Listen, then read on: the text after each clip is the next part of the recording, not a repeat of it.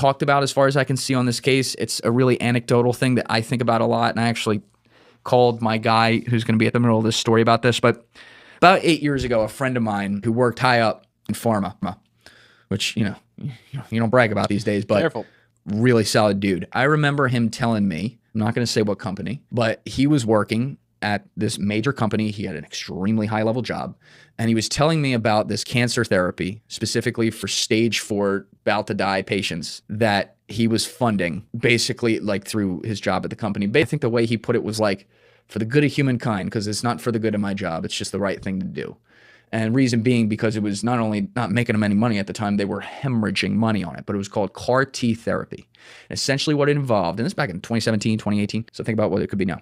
What it involved is they would remove the T cells, the white blood cells from a patient, take it outside the body, genetically re-engineer it to be able to fight just cancer cells, reinsert it back into their body, the new immunotherapy material. And I believe what he said at the time was like, they were seeing internal numbers that were like 85% cure. Wow. Which is crazy. And I'll never forget where I was when I was talking with him about this. I remember saying to him, I'm like, so you're saying that for the cancers you're testing, this could potentially be somewhat close to a cure? And he's like, I'm not saying anything. I'm just saying it's really fucking interesting and I'm going to keep losing money on it because it's just for the good. You wonder when you see guys if it wasn't he was depressed just about his parents or whatever.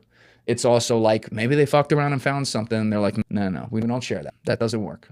Same reason why they want to block all these fucking, on a lower level, this is a lesser example, but they want to block all these psychedelics and stuff because it's not a subscription model like SSRIs, which just dim you over time. So I just want to give that side context, but in the full context of this story of 11 missing people, he does not make sense to me.